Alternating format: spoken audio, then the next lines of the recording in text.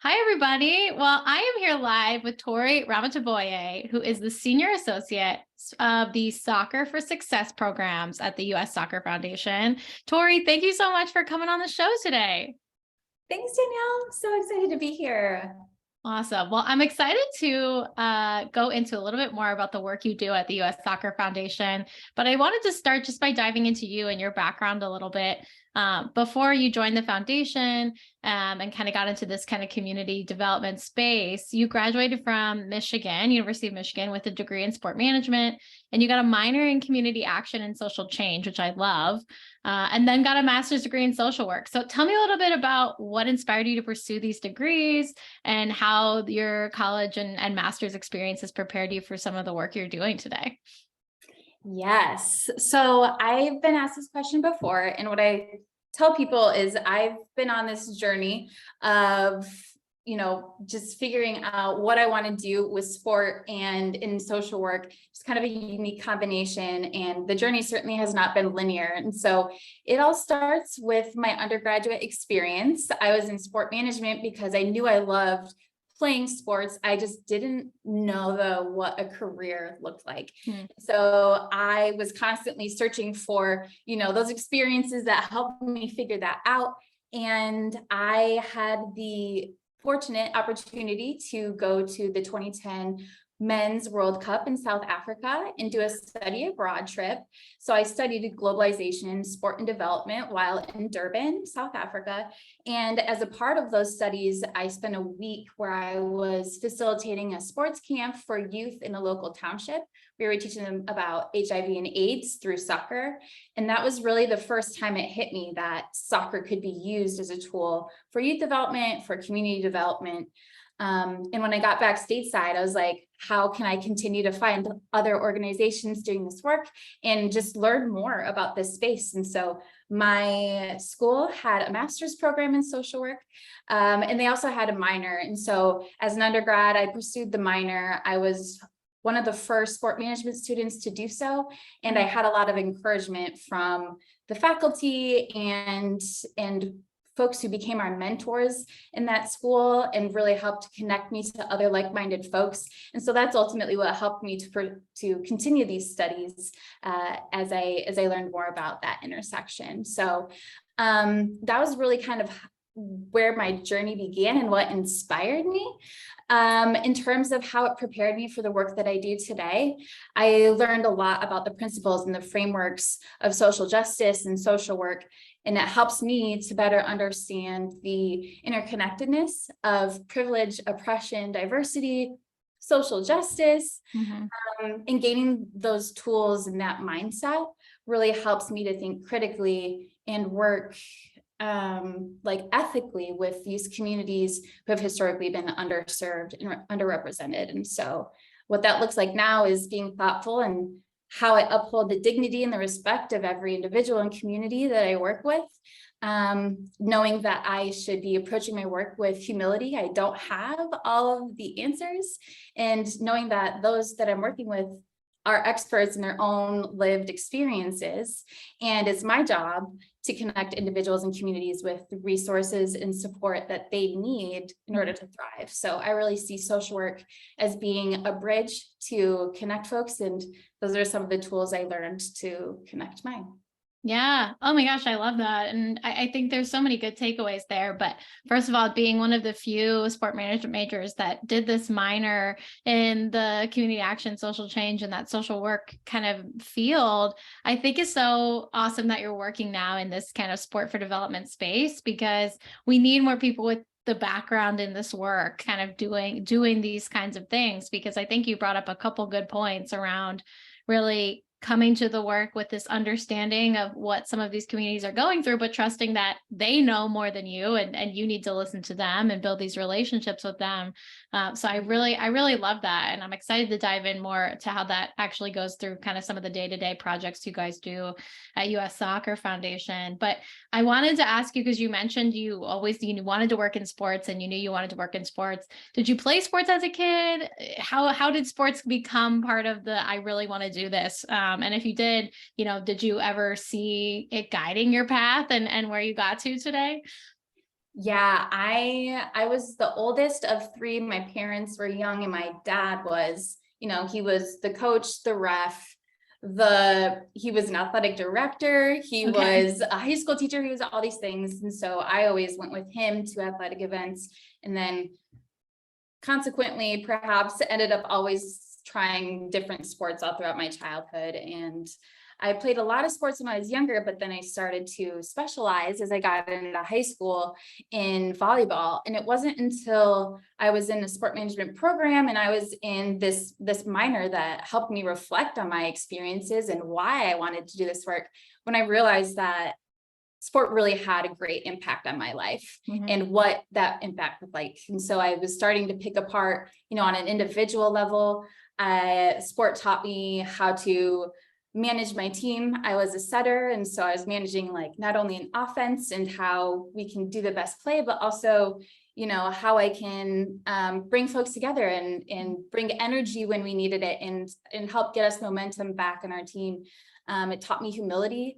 I made varsity as a freshman, and then I was asked to play down on JV as a freshman to get more playing time. And, I sat the bench many more opportunities after that, and just trying to learn, how can I be the best teammate for my team in those moments, and just make sure I'm contributing, learning about perseverance and leadership as well. And so I think often we look at those more individual impacts, but social work gave me that framework to also look at the more macro level, systems level impacts of sport. And I started to realize that I was very fortunate. I was very privileged to have access to organized sports programs that were low cost. I had access to coaches and parents who really helped me to develop the love for the game and didn't pressure me to be the best and to go, to college or on scholarship. I also, had the school and club teams, and I could afford to just be a part of these things. I always had those opportunities. And so being able to pick that apart, it helped me understand, like, I am so fortunate. It made such a big impact on my life, and I want to help provide those opportunities to those who may not have them. So that's ultimately also what helped me get on this path. Yeah, no, I love that. And I think it's fun. It's fun that you were able to try a lot of different sports before you got into volleyball and kind of sticking with that. But I love that it wasn't just like, oh, how am I doing or how is it impacting me? But I love the emphasis on team and bringing people together. It's very clear that stayed with you, and obviously in the work you're doing today. And you mentioned earlier when you're talking about your background that you went to Durban for the World Cup and you did studied abroad there. And I know you also were involved with the Peace Corps. So can you tell me a little bit about these experiences, like going into other cultures, going into other places, working in these other countries? And, not only do you have the social work background, this passion for sports and all the good that it can do, tell me a little bit about why going out and being a part of these different communities around the world has, kind of affected the work that you do and, what you wanted to do. How did that kind of affect where you decided to go? Yeah, the study abroad opportunity in Durban was my first time leaving the country. And Okay. so, spending a month and a half, I was just like, this was incredible. It helped to open my eyes, as I think it does for many people when they first experience a different culture or country for the first time. And I knew I wanted more of that. And I learned more about the Peace Corps as I started to study social work. And I had been in school for so long. I was like, I want to put these things into practice. I want to see how I can measure up to what I'm learning and really cultivate the experiences to match these skills and this knowledge base that I'm, acquiring.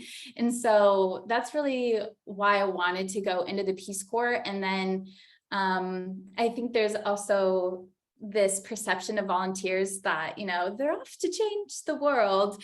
And you would definitely, as a Peace Corps volunteer, I wanted to make an impact on others. But honestly, the biggest thing I learned was going into another culture. I met a person who was like, I spent the first year just getting to know my community, and having those relationships really helped me learn how I can make the best impact in a year, because 2 years is kind of a long time and you don't need to hit the ground running right away. And that's the biggest I was like, okay, like, don't put so much pressure on yourself, like get to know folks and get to learn your community and like what resources are there, because I was a stranger and I can't come in here and be like, this is how you create, income for you and your family. And this is how you learn about HIV and AIDS prevention. And this is how you should do things. It really helped me to understand the individuals first, what they value, how they operate. And they were just so welcoming and so kind. And I'm very thankful that it was an easy process to be a part of. And I was very much welcomed into the community. And so by building those relationships with folks, I was able to go to the schools where these students were, these teachers were, and run programs, and they trusted me. And I think that was a big part of it was, as a white woman in a country where there are a lot of Black folks, Black Africans, just total opposite. I stuck out like a sore thumb, and to be welcomed and to be trusted, that was really important to me. And I was just so thankful that the opportunities that I had to work with the youth clubs and the communities, they allowed me to do that. And I listened to them. And, sometimes it was like, come teach us how to do a dance and we're going to perform it at our graduation. I was like, well, this is a new one, but let's do it. And then I ended up, we ended up having some really incredible conversations about what it means to be a student in this grade, or to attend this school, or to be a girl in that society. And so, it was just really incredible. And I think it's a very undervalued outcome, especially for foreign service, is to say, like, I learned so much about myself and my worldview, and I'm now a better citizen because of it. So that's what Where were you when you did the Peace Corps? I was in Lesotho, and it's a little beautiful mountainous landlocked country in South Africa. So they sent me right back. Okay, so but I loved it. Yeah, I wasn't far. Okay, awesome. No, I love that. And I love the perspective that your friend gave you of, I just listened for a while and I didn't try to come in, guns blazing, say, okay, here's all the things we need to accomplish in 6 months.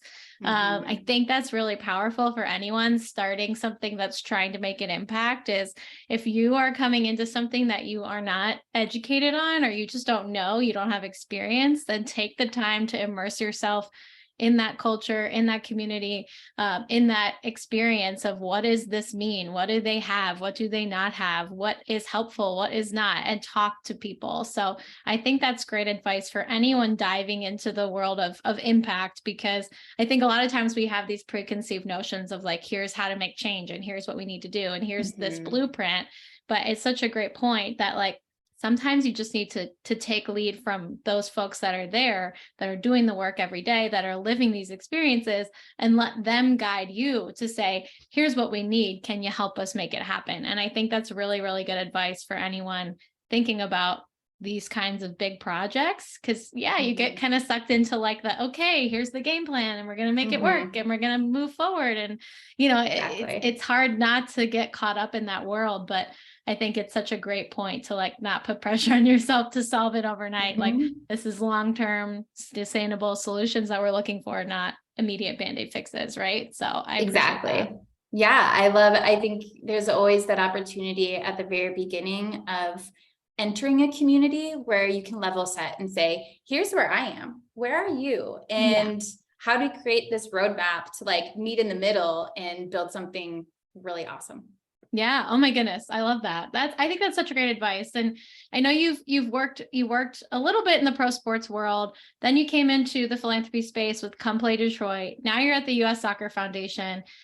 What stands out to you as kind of the big difference between, let's say, the pro sports side of the industry and now kind of the sport for good, the sport for development side of the industry? And, what stands out to you, and what were you most excited about jumping over to the philanthropic side of things?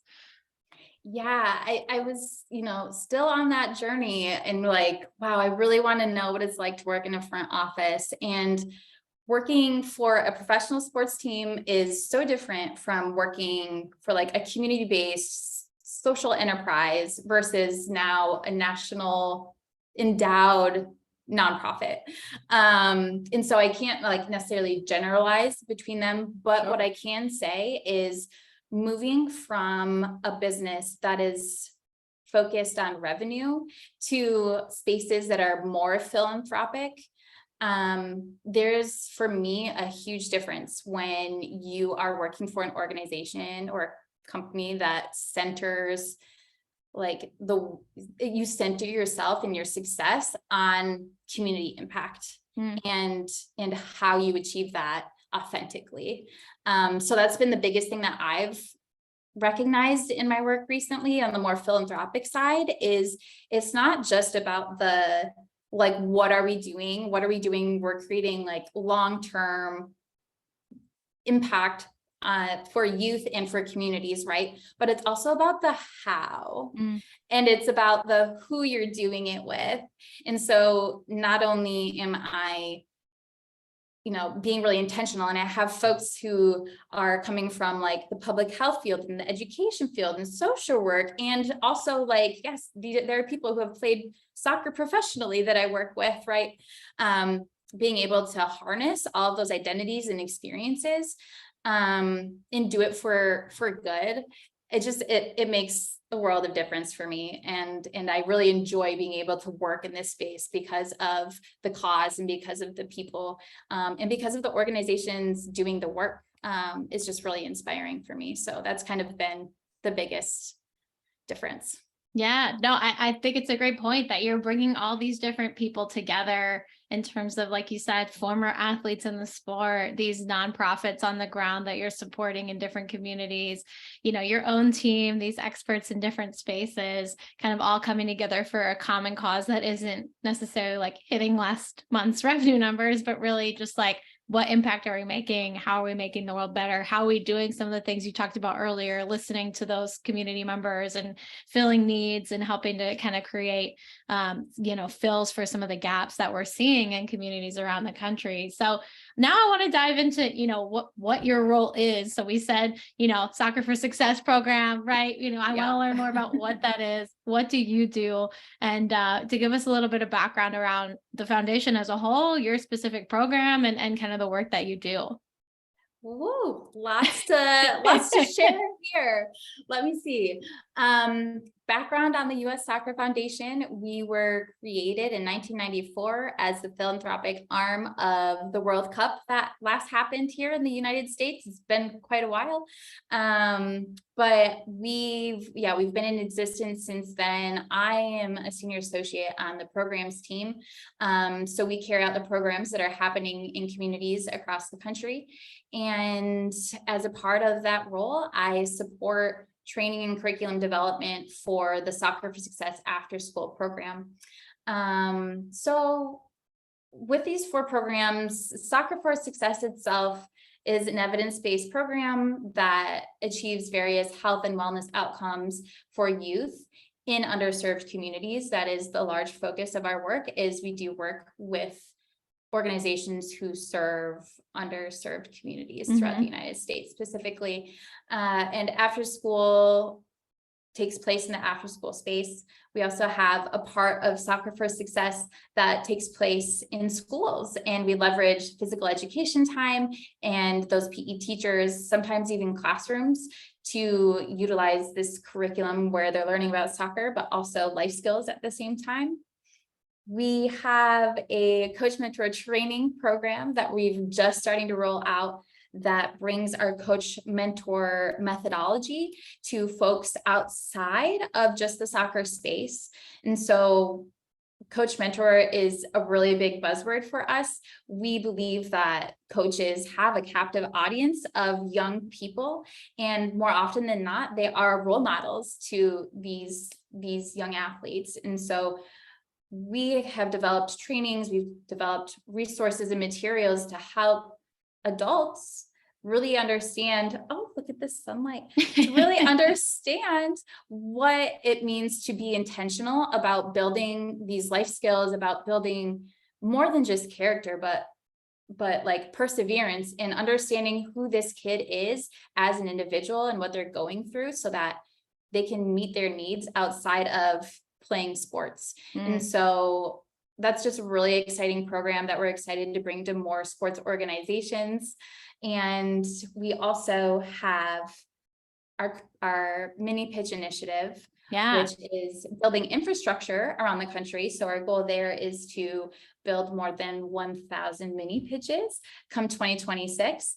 And we're more than halfway there, which is really exciting. And we have the structure that we can go to land owners, if there's underutilized land, whether it's a rundown basketball court, an old tennis court, or just a corner of a park that isn't being used, and build these safe places to play that are also ADA accessible. And we kind of trick them out with cool local arts and make them just a really fun space so that kids can come and play pickup. It's usually like 5v5.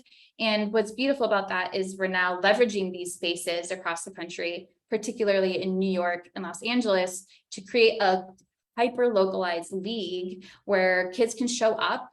They've got their little group of friends and they can play, kind of like a king of the court, queen of the court style game where they're just rotating in and out.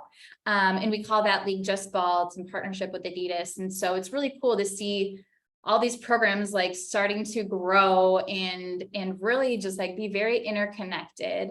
And hopefully, we can get folks outside of soccer just involved in our programs, but really we're excited just to grow those and to see where it takes us on our path to 2026. Yeah, because I was going to say, you mentioned starting with 1994, the World Cup. That's kind of how you guys got started. And we got another World Cup coming to North America in just a couple years. It's hard to believe, almost 3 years away.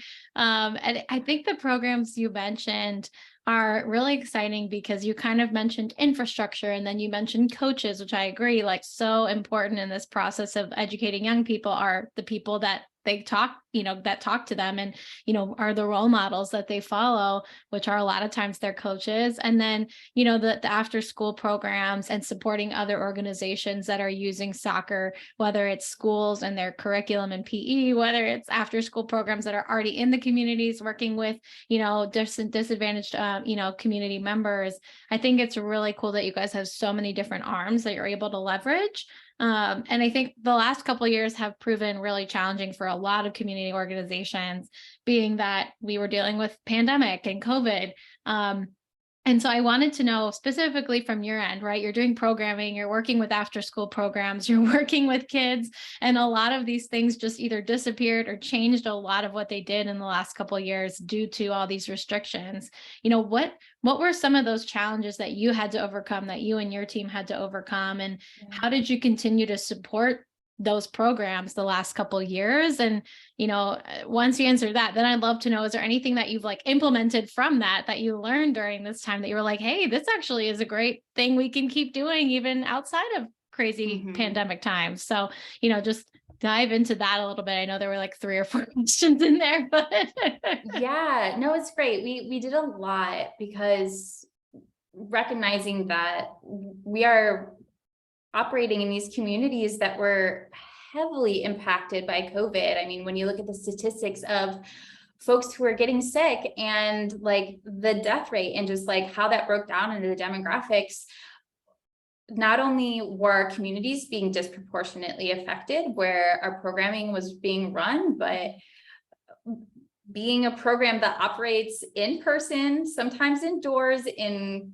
close contact with others, and is very connected to the school system as well. There was just a lot of challenges in actually being to run in-person programming. It affected the sports industry as a whole, and that did not omit youth sports in any way. So what we did was actually a 180. We acted pretty quickly in the first couple of months just to learn about what our options were to alter our programming and to continue to provide these opportunities to kids. And what we ended up coming up with was these 4 levels of accessibility. And so in addition to our in-person programming, which had its own curriculum and training attached to it, we came up with 3 additional levels. We had videos that were created in English and in Spanish, so they could a link or a QR code was put on a flyer, and all a kid had to do was like pull it up on their computer or on whatever mobile device they had. And it was using things that they had at home, like soup cans or like socks that you could turn into a soccer ball, and doing drills literally in your home, because that's where kids were for so long. And then how to run the curriculum in home, but virtually, with a coach who is still able to show up in the virtual space and providing guidance on best practices on how to do that. And then we also created an in-person but socially distanced curriculum as well. So we set up like player zones and how kids could stay socially distant and safe, but still be outside and still maintain some sort of connectedness to one another. And so we had that for almost 2 years. This time last year, we were still using those programs, but what was really unique about this was you could use them interchangeably. So you could go from doing videos at home one week to being in person the next. Or what happened a lot with our programs in schools was they'd be in person, and then one positive would mean, you had to go home, or you had to not, programming wouldn't be allowed. And so then we were making sure they had options to be in home as well. And so that's the biggest lesson that we learned, is that we could continue to operate in this virtual space. So we still have those options available, but if we learned anything from this past spring, it's that kids wanted to be in community with one another. They wanted to be with their coach. They want to be in person. And so while we continue to allow that, we still have other options for them. But one other really incredible thing that came out of the pandemic was we were doing an initiative called United for Girls before the pandemic hit. Yeah. And we really had to also pivot that, where we were going to figure out what are the best strategies for us to attract and retain young girls, but also women coaches in soccer programs. And we had a cohort of 20 partners who were testing and deploying these different strategies. And while we couldn't collect the data to validate what were best practices, we have incredible promising practices. We actually just released a report, an International Day of the Girl, last month, and we highlight more than 50 strategies for how organizations in underserved communities can attract and retain girl participants. And then we also provide the tools and the structures for you to evaluate where you're at on your gender equity journey and how you can best select strategies and implement them in your own organization for any youth sports program. So that was a really cool thing that also came out of the pandemic. It's called the United for Girls Count Her In Playbook. So yeah, we've been up to a lot, but some really good things still came out of the pandemic. And it was a perfect opportunity for a lot of our programs just to think and also reset and figure out how can we best return to play and be inclusive when we do that. Yeah, no, I love that. And I love the idea that it was an opportunity to kind of go, okay, what haven't we tried yet? Or what do we need to do to kind of make sure that the basic goal of impact, getting kids out there, getting kids playing, getting kids, engaged in this community is met. And I love the United for Girls program. That's amazing. That's awesome. And I think the opportunity to mix and match virtual and in-person programming for your coaches and for your programs with the kids you support, I think is another great benefit. And I know we're getting close to the end of this interview, and I just have a few more questions for you, but I want to kind of pivot to the idea of being a philanthropist and what that's about. I think your background and the work that you've done throughout your career, you've had so many different experiences. So I'd love to hear from you. What does being a philanthropist mean in your mind, and what does that look like to you? Yeah. Traditionally, when I think of philanthropy, it's about money, and I haven't always been in the position to be donating money, right? And so the way that I've shaped thinking about philanthropy is how can I as an individual be giving of my time and my talents and my connections that I build with other people. I'm extroverted, and I love being able to connect folks to one another and really just help support people in that way. And so that's kind of how I define philanthropy. And when we are building programs and relationships, when we are working with our coaches, we're realizing that like you are giving of your time. A lot of these folks in nonprofits go above and beyond.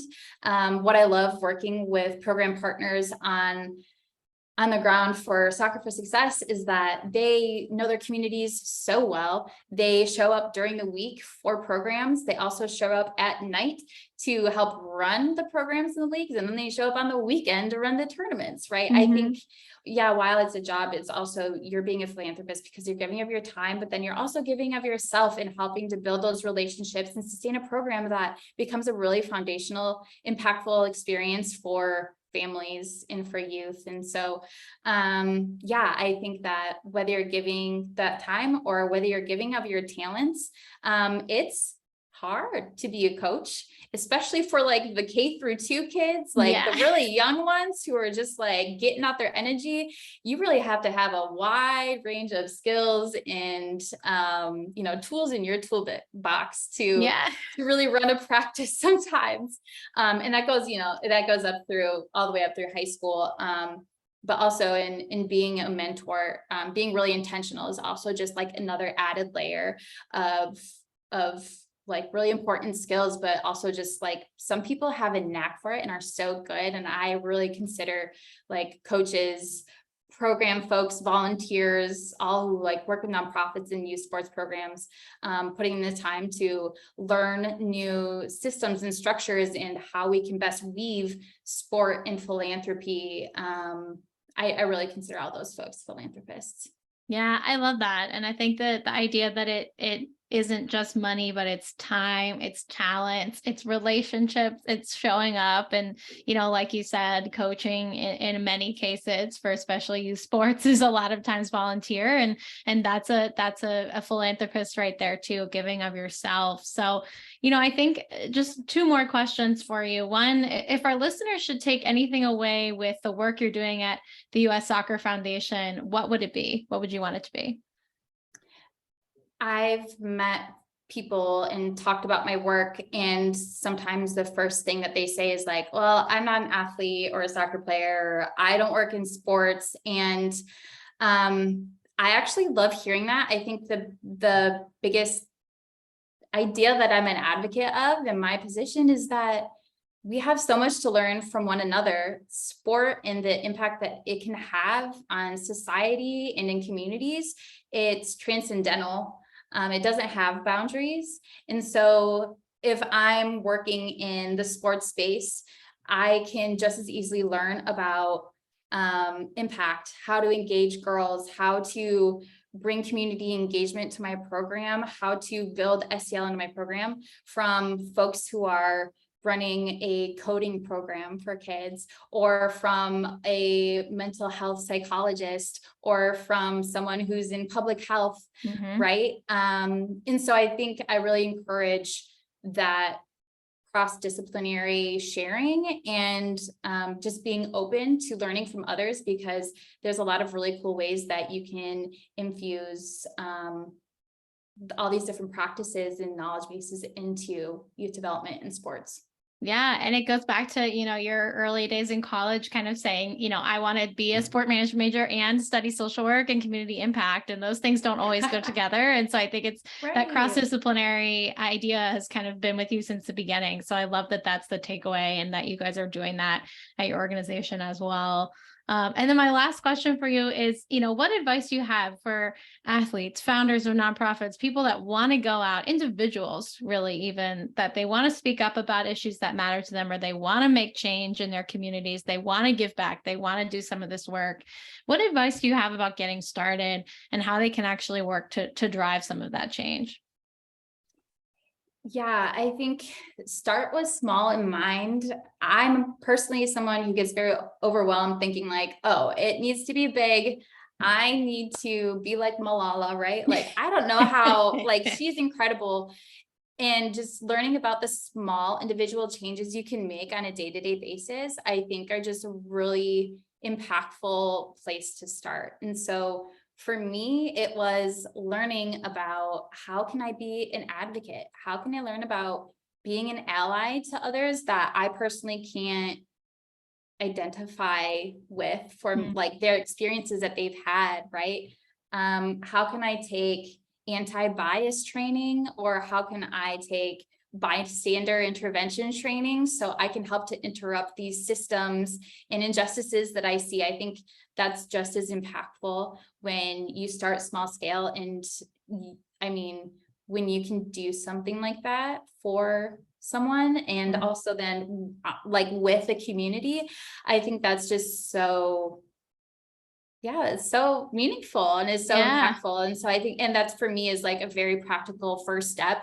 And you can learn a lot from not only learning these things, but also putting them into practice. So that would be my advice. No, I love it. It start with you, right? What can you do every day or in your general day to day? What can you learn? What can you implement? What can you help with in your own community? Like you said, don't try to change the world overnight, really try to change your own world, your own day, your own, like you said, bias, and learning more about what you individually can do. And then starting to grow on it from there once you really start to learn. So I think that's really, really great advice. So if you change the world, like, I'm so happy for you. I want to see that too. Yes, exactly. We're not saying don't try to change the world, but maybe not right away. Maybe not first goal. Set some goals first to kind of go start with take the small wins. Yeah, exactly. Exactly. Well, Tori, thank you so much. This has been so great. Before you go, I'd love you to let us know, where can people learn more about the U.S. Soccer Foundation, some of the programs you guys have, and then tell us a little bit about, your goals for the World Cup as you guys close out, as we close out here. Anything that you want people to know how they can support as you guys build up to 2026? Oh my gosh, there are so many exciting things coming down the pipe that I don't even know about yet. I just know that, again, it's going back to relationship building, and we'll see what comes out of it. But you can find the U.S. Soccer Foundation on Twitter, LinkedIn, Instagram. We've always got really exciting updates on there. Our handles vary, so I don't want to say the wrong one. We'll put them in the notes so people can find them. Find them. Please reach out to me on LinkedIn as well. And then what was the other question you asked? No, just anything that that people can support as you guys build up for 2026 too. Yes. So as we're building up to 2026, if you're interested in learning more about our programs, check out our website. We have an entire page dedicated to all the things that I talked about. If you want to help support a possible Soccer for Success program in your area, if you're interested in becoming a coach mentor, we've got trainings, or if you want to bring that to your organization, or if you want to bring Soccer for Success to your school or a mini pitch to your community, please check it out, reach out to me. Those are all a part of our big goals of getting to 2026. And we just want to welcome as many people to celebrate those wins along the way. So would love to see that. Awesome. I love it. We'll make sure to link to all this in the show notes. And Tori, thank you again for taking the time to share. This has been so much fun. And, I really appreciate you coming on the show and all the work you and your team are doing. So thanks for being here. Thank you, Danielle. Appreciate it. It's been an honor.